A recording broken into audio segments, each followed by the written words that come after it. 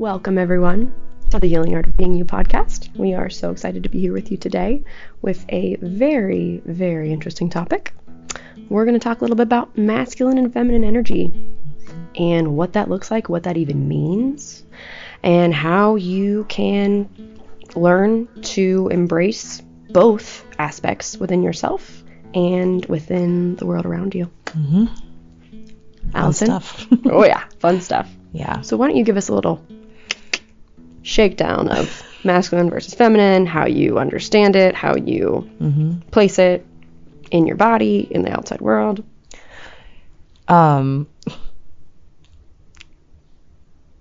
This is a very synchronous topic for everybody, just to let you know. We like to really talk about the things that are coming up in our lives, lessons on a daily basis. In the moment. Yeah, in the moment. Yes. So for me, and there are people who are like experts in this world, as you know, we are not. We are experts in our own little world, and just like to share little tidbits so that you can hear it here and then move on and find more specific information if you need it. But the way that I interpret it is that the masculine side is more of that decision maker, more of that like action phase, more of that doer. The doer, yeah. Whereas the feminine side is more of that creative, more like intuitive, a little bit more like flexible in the mindset, you know? The beingness. Yes. Yeah. There we go. The doer versus the being. I like it. The doer versus the being. And I think we all have a tendency towards one versus another. With my own personal journey, I have very much tended towards the masculine, and I've mentioned this a few times in the past, but I, as I have kind of continued on my healing journey, started recognizing that like, as I'm kind of healing certain parts of my past, those inner wounds, all that type of stuff, I'm finding that like, turns out a lot of my masculinity was actually more coping mechanisms versus my natural true being. And so, and I want to be very clear to say that like emotion is not masculine or feminine. Emotion is universal to both. I think a lot of people have this kind of thought that like the emotional one is the feminine and like the men are like no emotion, and that's not accurate. Yep. But there are certain emotions that societally we have attributed towards certain masculine versus feminine energies, where it's like it's more societally and culturally accepted that men are intense or angry, rageful, and excitement, aggressive. Yeah, excitement. And excitement, but excitement is like one of the only like high frequency vibration emotions that is like acceptable for men to have. Whereas with the more feminine side, it's associated more with like love and compassion or vulnerability and sadness and worry and anxiety. Weakness. Exactly. Yep. But the weakness side of things, which again is all total BS. Let's just debunk that right now. That's all total BS. All beings feel and experience all spectrum of emotions. And just because we like to culturally assume that it's only okay for one side to feel one and the other side to feel the other, that is not accurate. Not accurate. But that being said, so for my own personal journey, I have found that I always had considered myself very logical, very science-minded, very action-based. I've always said, like, I can handle anything as long as I have a plan. And I like to gather information. And I've always been the one who's, like, been in charge. So, like, when I played sports, I was the captain. When I was in college playing sports, I was, like, the president of the soccer team. Like, when I, started my own business, my husband and I kind of joke about how, this is not our structure now, but how historically it was like I'm the manager and he's the assistant manager, like he can do all the things, but I'm the one in charge of making sure it happens. Right. And with that, I fell into my own beliefs on what emotions were okay and not okay, so it was very easy for me to have anger, very easy for me to have rage, because those pushed me into action. I didn't have time for that weak, whiny, sad, worry person. Like, oh my God, just suck it up and just deal with it. I'm done with this. You know, I didn't have time for that version of me. And so, and I could get really excited, and I loved my children, but honestly, with, with genuinely just Ryan and my kids was probably the only place that I really showed vulnerability. Outside of maybe like a couple other people, probably like my mom, you know, my sisters, like things like that. But like in general, really allowing vulnerability to be a part of my life was an absolute no-go. Yep. And then as I kind of have healed these different wounds in my life, these different parts of, you know, we talked with Thalia about, you know, the inner family systems and stuff like that. So those inner child wounds, as those have started to heal, I've kind of recognized that like, oh, you know what? I'm actually incredibly creative. I love art.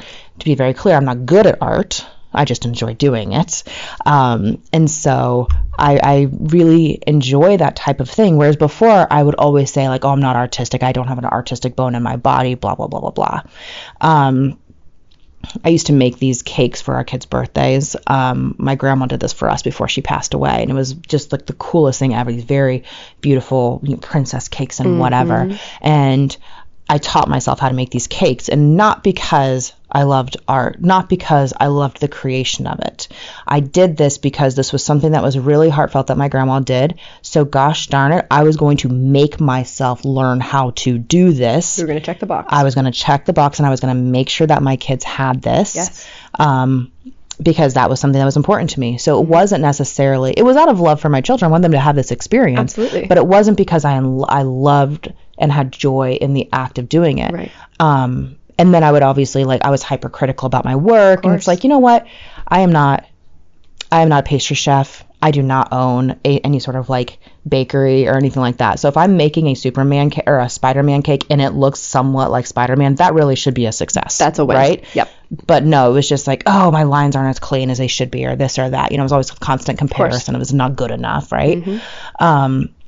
But yeah, I've kind of learned that like there has to be a balance between these two. You know, everything that we learn about in life, it has to be balanced. It can't be all or nothing. And so as I have shifted out of this predominant masculine energy, which has allowed my husband to step into his masculine energy, because he's such an easygoing person. Yes. That it was very easy for him to be like, okay, if that's what's going to make you happy, like, I don't care either way. Like, if you want to do that, by all means, let's just do it your way. It's fine. But after 21 years of that, you know, it's like I had kind of, in my coping mechanisms of masculinity, robbed him of his ability to express his masculine energy. And so that's been kind of a very interesting balance that we've been working through. And it's been a process. It's a process. Absolutely. What I've found has been the most beneficial for me is if I can get, you know, because we all got to do our stuff to like make sure that like our brain is like functioning the way we want it to, you know. And I chatted a little bit about how I've been trying some new stuff through, you know, recently, and it was not good for me. So I'm back to my good stuff now, and I'm in a much better place, which is fantastic. So what I've noticed now is as long as I'm doing my brain dumping, I'm keeping up with my meditation, I'm getting rid of the, you know, or I'm limiting, I should say, the distraction content and things like that, I am able to kind of sit with my masculine energy to help me develop the plan that I need. And then I will come back to it later in a more feminine mindset. And when the creativity is hitting me after I've been, you know, sitting on the porch or, you know, going for a walk or just, you know, honestly, just staring at a blank wall sometimes, taking a shower a lot of times. And then like the ideas will hit me and it's like, oh, okay, this is what I'm going to do. And I can allow that more creative side of me to show up. And so it's a new balance. It's a hard thing for me because I feel like whenever there's times of stress, you always want to shift back into your norm. So for somebody who is a little bit more on the feminine side, you might shift into like, somebody do something, somebody help me, someone just take care of this for me. If you're more on the masculine side of things, you might shift into that more kind of toxic masculinity of like, everyone just shut the heck up and just do what I say, because this is the only way it's going to get done. Right. And both, to be, again, clear, feminine does not equal Good born or as bad. female. Right. And masculine does not equal born as male. These are energies that all beings contain within themselves, Yes. and we just have a tendency towards one or the other. We've all seen, that man who just shuts down and they dissociate and they're like, I got nothing. They can't do anything about it. And we've seen the women who are just like, look like rage monsters, and everyone's like, all right, Karen, get out of here. Right? Exactly. It's like, exactly. we can all have all of it. Yes. But yeah, so that's masculine and feminine for me. In the mirror version of that, I'm a lot of the opposite. And so that's why whenever you talk to me about that, I'm like, no, I get it. Yeah, I get where he's coming from. And it's so helpful. It's so helpful. But it's so funny that was something like I can absolutely say that I would wear on a badge of honor that, like, in the past relationships, that we didn't fight. We didn't fight. We could have conversations. Okay, great. I was not allowing myself to feel any of the masculine energy. It was not present. And part of working with you and really getting back in tune with my body and feeling the sensations of that energy move through my body when the rage would come, like I got back in touch with my sacred rage, and it was effing terrifying.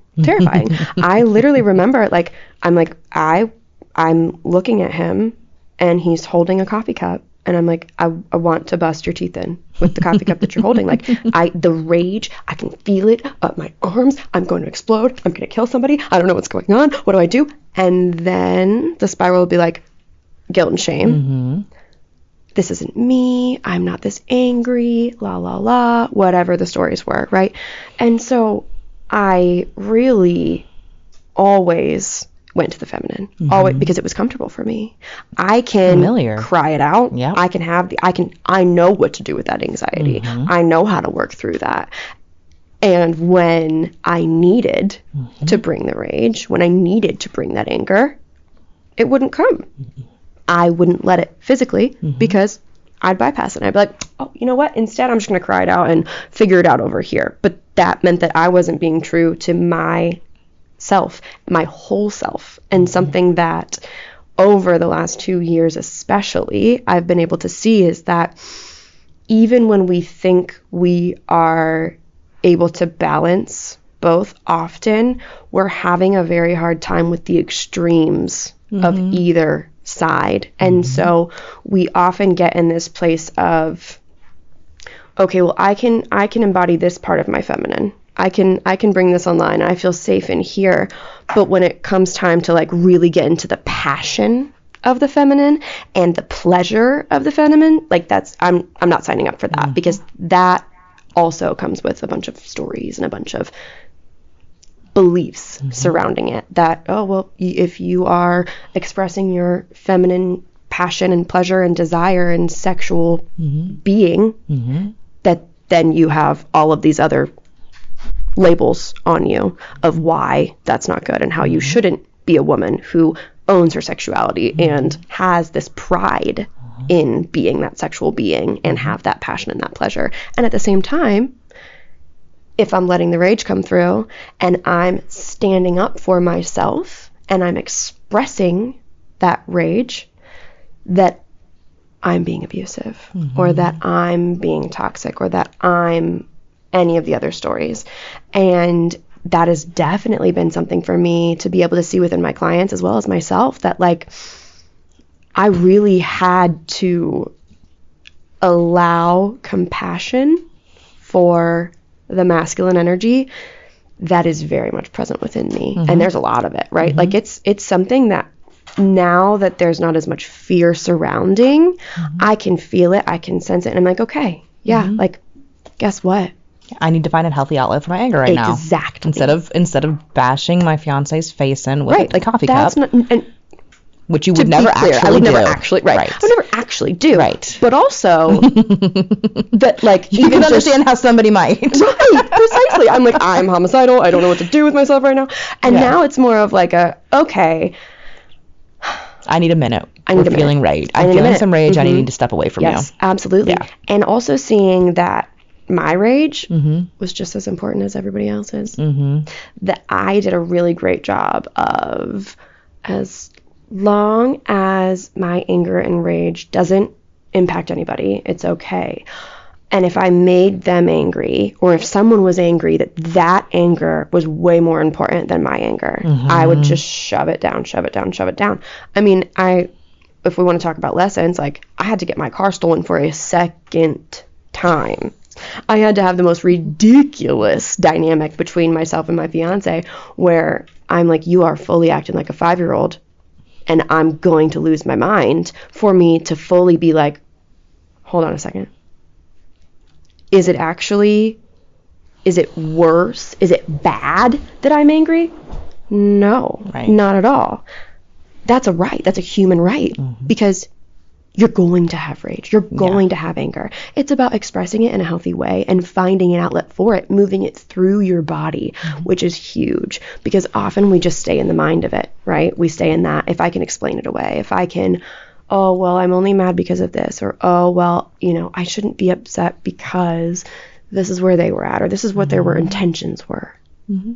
Oh, yeah. If we stay in the mind of it, we can escape, quote unquote, right? But in reality, we have to get it out of our bodies. Yes, absolutely. And if we don't, what ends up happening? Body breaks down. Yep. Body breaks down. You get all kinds of things.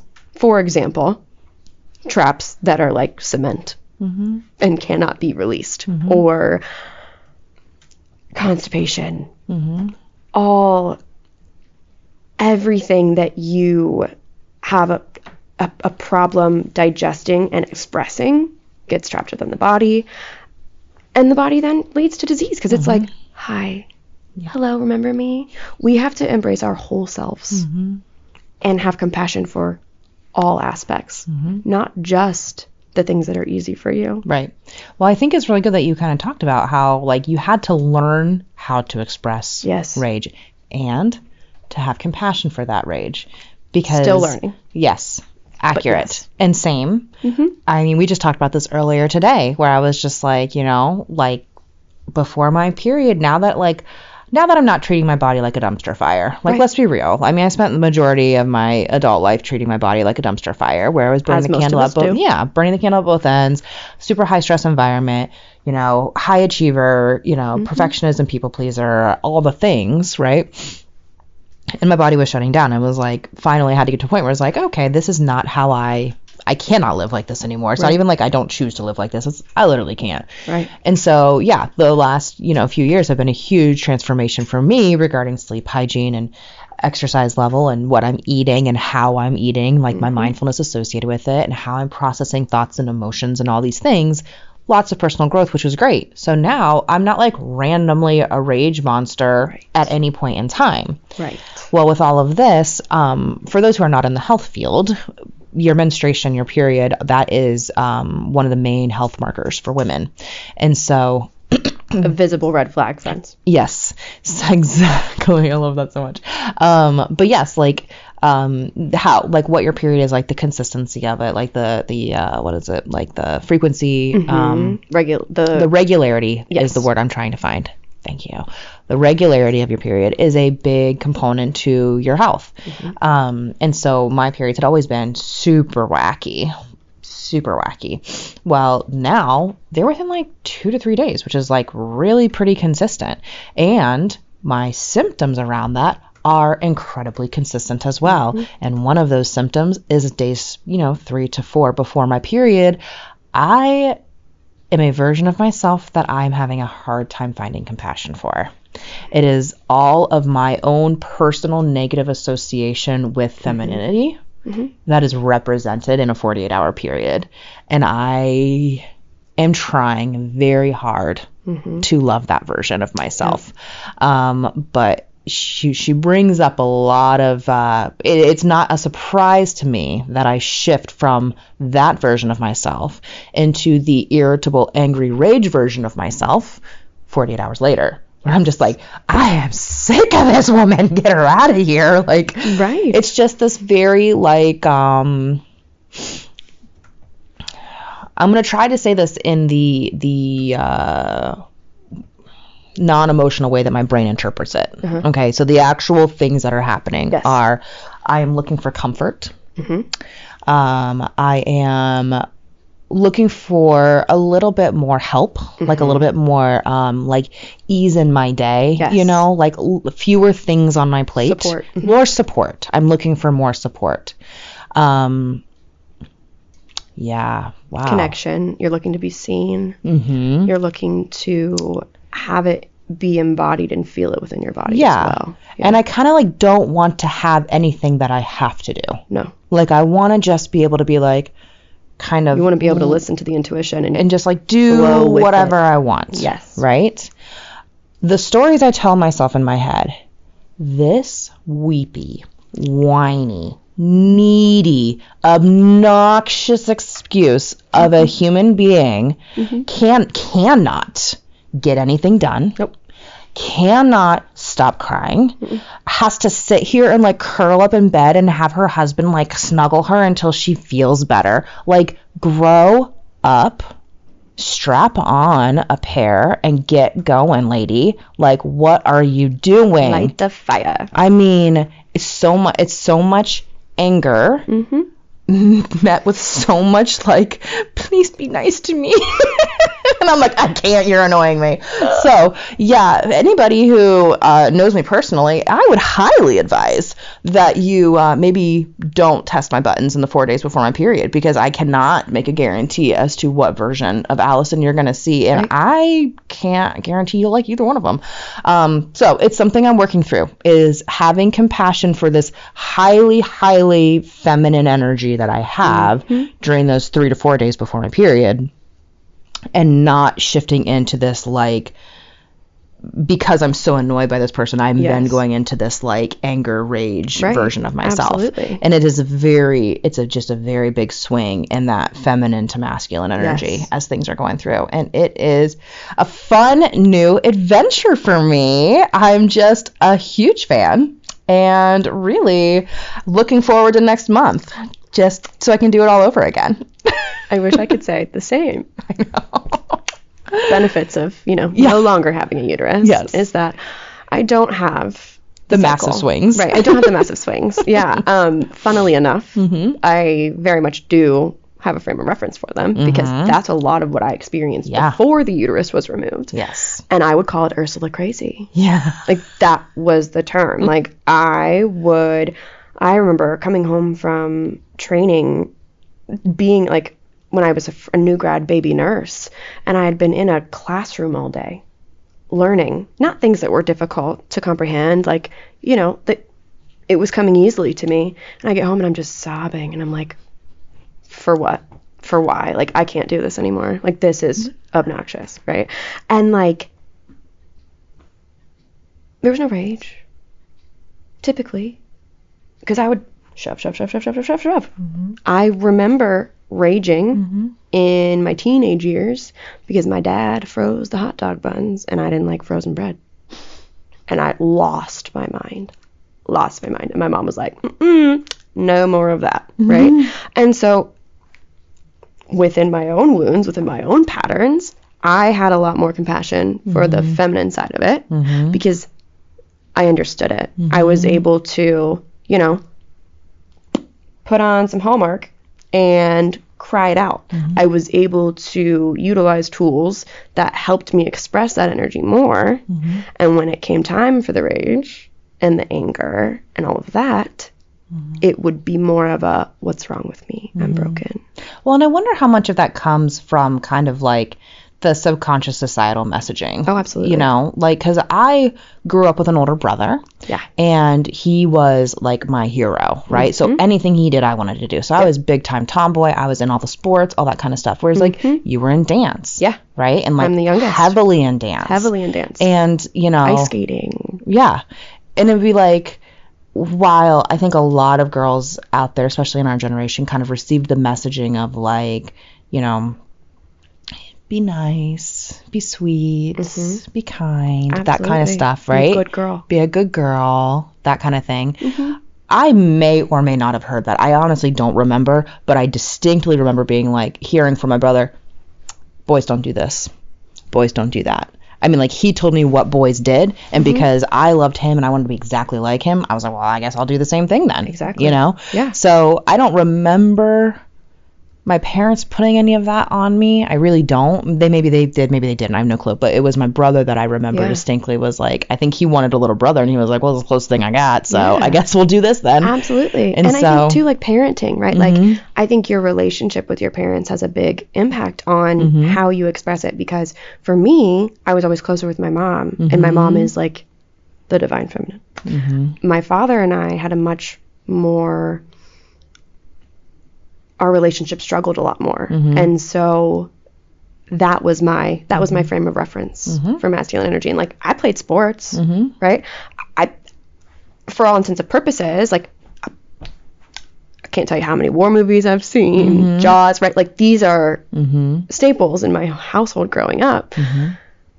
But it didn't mean that I actually felt safe in that, right? And a lot of it was because I didn't feel safe in my relationship with my father, because he didn't feel safe in his relationship with me. He didn't feel safe being able to open himself up to that vulnerability and tap into the beingness of him. He was in the doer, in the ego energy, which was what was passed down to him. That's how he was parented. And so I think it has a lot to do with your relationship with those parents and what kind of models you've seen. Absolutely. So let me ask you this, because we both talked about how, you know, one of us tends towards one direction, one of us tends towards the other, and we're both working to kind of get ourselves in a little bit better balance. And I'm not saying it's going to be a 50-50. I don't think most people are 50-50. I think you still kind of tend more towards one versus the other, but just more towards that midline. And the compassion for that other type of energy showing up that we're not super used to dealing with. How do you have compassion for yourself in those moments? What do you do? What has helped you to have more compassion for the masculine side of yourself? I rage clean. There you go. So constructive outlet for your rage. Yeah, I rage clean. I definitely, like, with the screaming and the punching of the pillows, like, all about it. And it's been a lot of retrospect, like, taking what has developed within my personal life. Like, am I fighting with Matt? Why? What's going on? Where am I expressing myself fully and where am I not? And then being able to see, like, okay, you know what? This is not something that I am able to explain away. And it doesn't feel good to try to just shove it under the rug. So I'm going to sit with it, and I'm going to see, like, you know why this feels really awful? Because you're shaming yourself for feeling it. Instead, own it. Your rage is just as important as everybody else's. And it doesn't make you a bad person. It doesn't mean that you're abusive. It doesn't mean that you're violent. Yes, I could do better at the expression, right?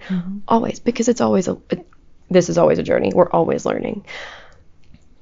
But really holding space for it and, like, telling myself that it is just as important as the part of me that can witness the rage in another person and have compassion for them. Because that, it's never been like oh, you're bad for being angry.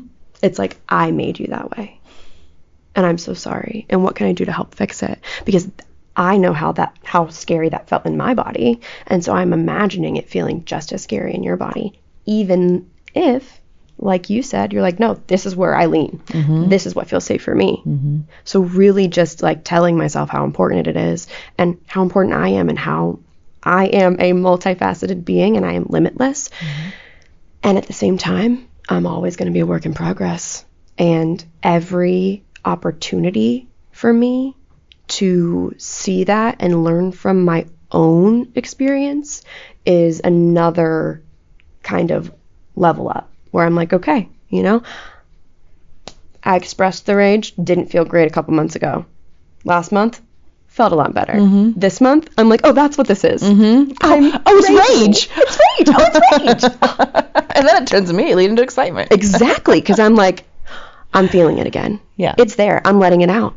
And being in the dynamic that I've been in with my family and with the healing going on with my mom and all of that, it's been like a pressure cooker of, hi, are we going to let the rage out? Are we going to feel the rage? Are we going to let anybody else's rage dictate how you feel? Are you going to just like deadpan, quiet, and be as small as you possibly can so that you don't make anybody else ragey? What are you going to do here? And I'll be the first to say that I definitely didn't get flying colors in this test, like not by any means. But great learning opportunity. Great learning opportunity. Because you know to look for it now. Exactly. Yeah. I know what to look for now. And I can be like, okay, you know what? Actually, they can hold their rage. Doesn't make them a bad person. Doesn't make them wrong. That's theirs. And they're allowed to have it. And it's important for them to have it. Just as important as it is for me to not let their rage be my rage. And for me to own my own rage when it's present.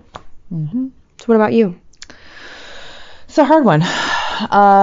Compassion for myself is hard given how easy it is for me to have compassion for everybody else. Exactly. I mean, the stories that I hear from my patients and things like that is just like, I mean, more often than not, I just want to go sit next to them and give them a hug and be like, this sucks and I'm so sorry, but we will get through this together. You know, I can have all the compassion in the world for everybody else.